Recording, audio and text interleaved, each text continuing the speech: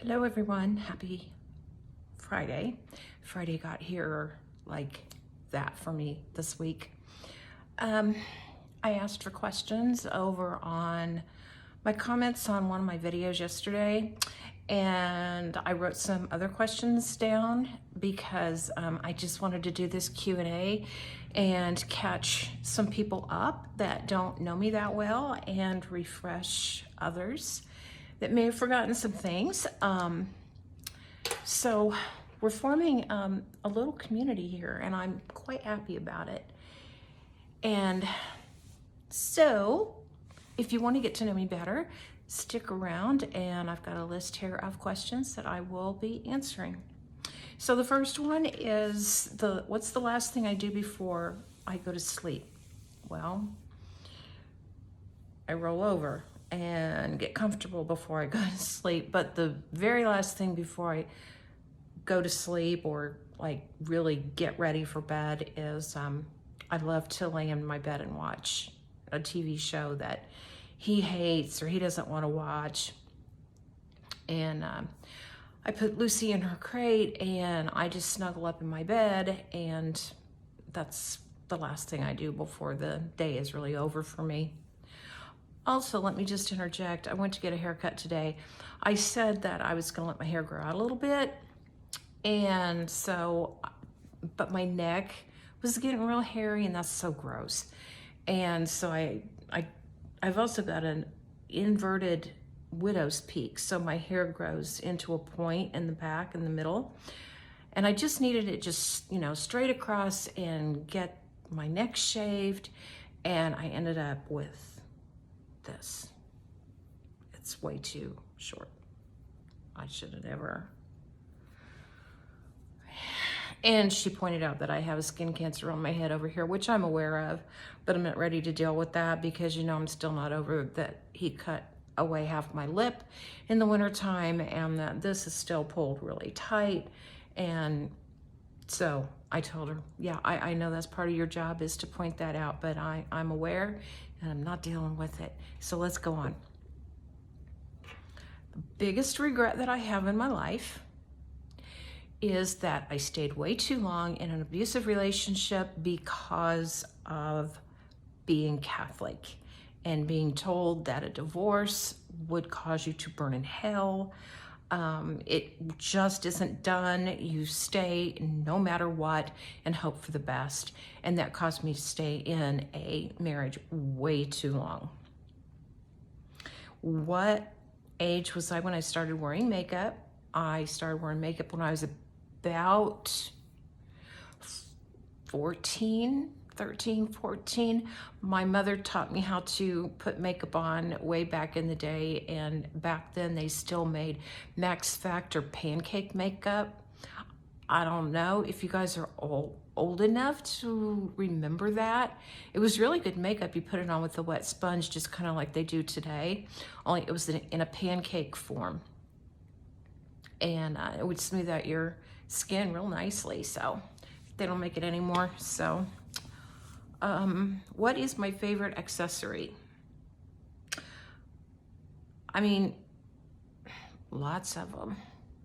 But my favorite, if I don't wear anything else on any given like cold Sunday with sweats and a sweatshirt on, if I don't wear any other jewelry, I will wear earrings, even if it's just a little pair of studs. So earrings, I think, would be my favorite. Do I have siblings? Yes, I have one brother. I'm the oldest. I was supposed to be the middle child, but my parents lost their firstborn, so that makes me the oldest. My favorite subject in school was history. Still is. Can I cook? Yeah, I mean, I can cook. I can whip up a pretty mean chili. There's several things I can do that I get complimented on in the kitchen as far as cooking goes. If I apply myself, I used to apply myself more than I do now. I'm just not into it anymore. So I've kind of made a complete circle. When I was younger, the only reason I cooked was because I had to feed my kids. Then I got into it and I really enjoyed it. And I started recipe book and the whole 9 yards. And now I'm kind of over it again. So my favorite animal, all of them, every animal on the planet. Of course, I'm partial to dogs because I can have them with me in my house. The only animal that I really get skittish about is a cat. And it's not because it's a cat, it's because I'm highly, deathly allergic to them. I mean, people are like, oh, come on over, it'll be fine. My cat never comes into the main living space. And if we have company, it'll go in the bedroom and you'll never know it's here. I will know that they have a cat because I won't end up in the emergency room because I can't breathe. The best way, someone asked me, what, in my opinion, is the best way to maintain friendships? You know, that kind of varies with the people and the type of friendship that you're talking about. I don't mean to make it too complicated. As you get older, your circle shrinks. I had tons of friends when I worked, and some of them, you know, I was in contact with a lot, others no. But there's always that special one or two, and I think that might be what you're talking about, how to maintain somebody's friendship that you really feel close to your heart. And it just takes, you know, never, ever, ever say, well, I'm not going to call her because I called her the last time and the time before that, so she's going to have to call me first. That's childish. You know, if you love someone as a friend and you want to keep in contact with them, contact them. Send the text message. Maybe they can't get back with you for a day, but they know that you guys are besties and they'll respond when they can. Sometimes it's just not that easy after you're a little bit older. And like my best friend lives in Florida, so I don't know her whereabouts every single day or what's going on in her personal life until we can catch up a little bit. And oftentimes it's me that initiates that.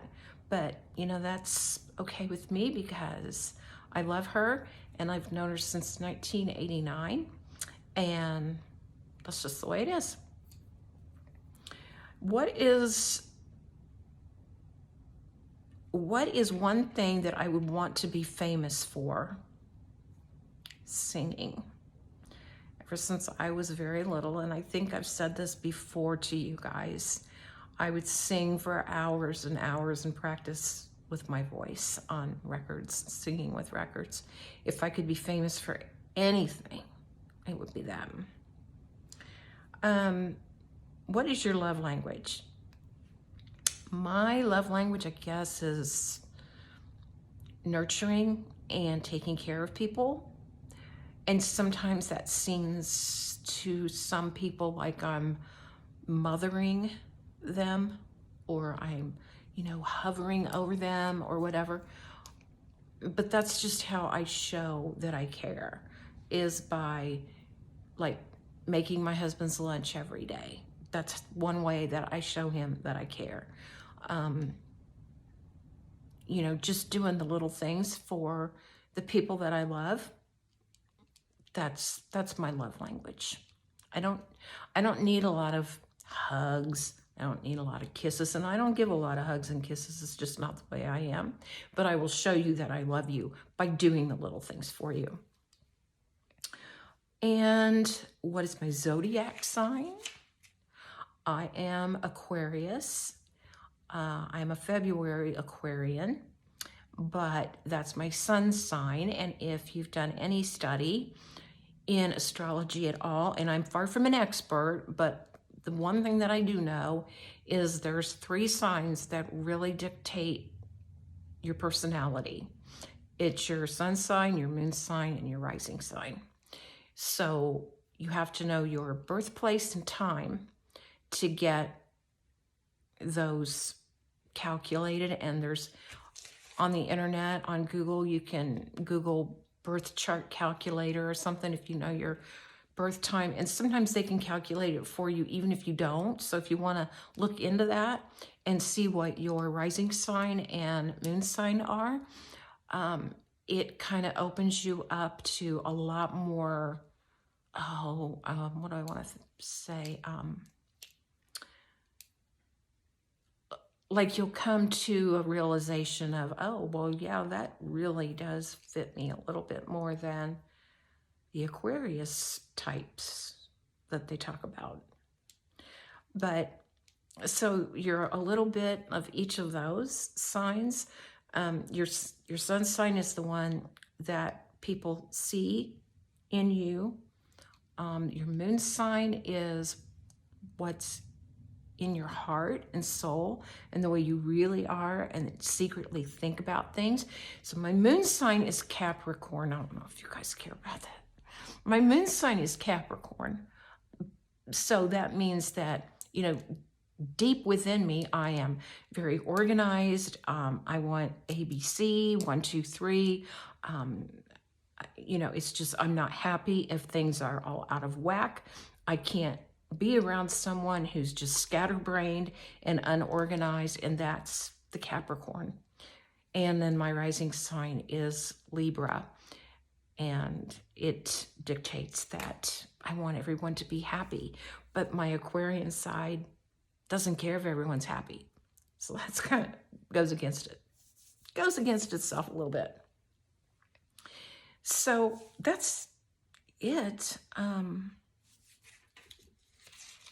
Oh, do you prefer a bath or a shower? A shower, because I can't get out of the bathtub anymore with my aches and pains. And that's it. That's all I wrote down. And this is 12 minutes long already. I don't want to take up any more of your time. So have a wonderful weekend. Thanks for being here. And I'll see you in the next one. Bye.